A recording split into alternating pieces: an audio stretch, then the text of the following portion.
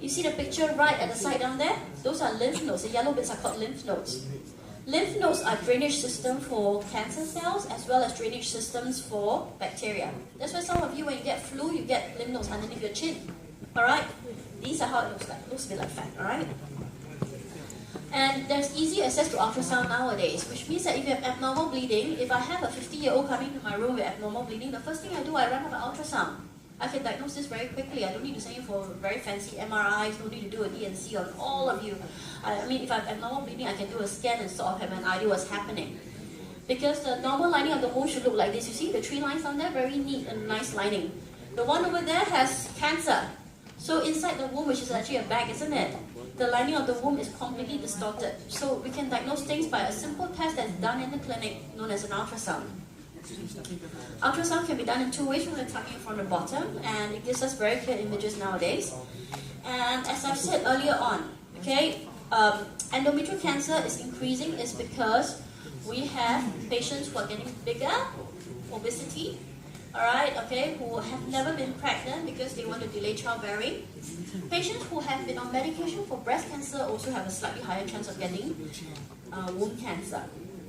And family history for womb cancer, similar to ovarian cancer, is not that common. It may be seen in certain women, in certain families, when you have colon cancer and womb cancer at the same time. Alright, but it's not common. So if we want to talk about preventing womb cancer, what can we do? Try to get your first child earlier, alright, and try not to become obese, okay? Alright, and a simple way of assessing that you're healthy can be just by doing pelvic examinations by your doctor.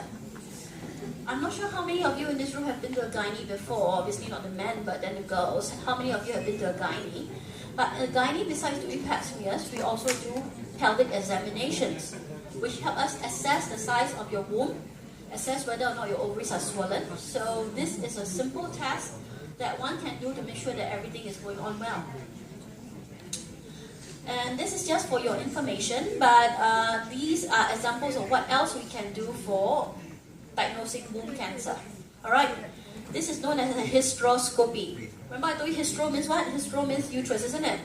Scopy means put a scope inside. Alright, this is not as painful as it looks like, but we usually do it under general anesthesia.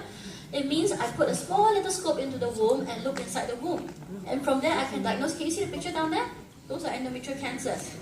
It's supposed to be nice, empty bag inside the womb, but actually there's something growing inside, that's endometrial cancer. And then from there we do a DNC, whereby we clean out the lining of the womb and send it for testing.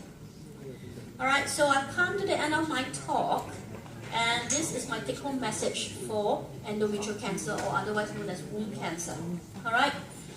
If you have abnormal bleeding, please see a doctor. It may be hormonal, but then it could be something that is sinister. Alright, especially if you have perimenopausal bleeding. It's around the menopause age, right? 50 to 60. If you have abnormal bleeding, please see a doctor. We have ways to treat you. It's not that daunting. It's actually quite easy. I mean, it's like the keyhole operation. If you detect endometrial cancer early, you can survive this cancer. It's not like ovarian cancer. To prevent obesity, have children early. Okay?